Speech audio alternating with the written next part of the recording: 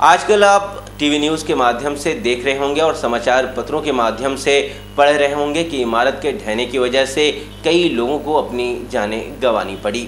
ऐसे में मनपा आयुक्त बालाजी खतगांवकर के आदेशानुसार अति धोखादायक इमारत पर मनपा का हथौड़ा चल रहा है। इसी के तहत उल्लासनगर 3 के सदारंगानी अपार्टमेंट को धराशायी किया गया, जिसे लोगों को सुरक्षित रखा जा सके। ये देख सकते हैं उल्लासनगर 3 के सदारंगानी अपार्टमेंट के इस दृश्य को, जहां पर मनपा के तोड़ू दस्ते ने कार्रवाई की है। यहां पर अति धोखादायक इमारत को धराशायी किया गया, जिससे लोगों को जानो माल का नुकसान ना हो।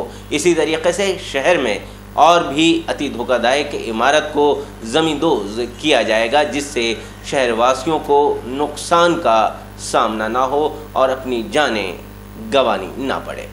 मी कारवाईचं काय हे नाही, विशेष म्हणजे की जे रेग्युलर रुटीन कार्यवाही जे असते धोकादायक इमारती, तर धोकादायक इमारतींच्या बाबत ही कार्यवाही आहे। नियमानुसार जे प्रोसिजर आहे त्या प्रकारे त्या संबंधितांना तशा प्रकारच्या संबंधित प्रभाग अधिकाऱ्यांनी नोटिसा दिलेल्या आहेत आणि नोटिसा दिल्याप्रमाणे ते वॅकेट करतील, नाही जर त्याने वॅकेट केलं तर पोलीस डिपार्टमेंटच्या मदतीने ते खाली करण्यात येऊन ते पुढची जी आहे नियमानुसारची कार्यवाही ती आयुक्त महोदयांच्या मार्गदर्शनाखाली करण्यात येईल।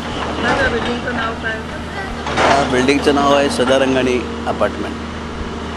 बाकी इमारतीत तरी पण किती कालावधी लागेल? कारण मुंब्रा आणि इकडचे प्रकरण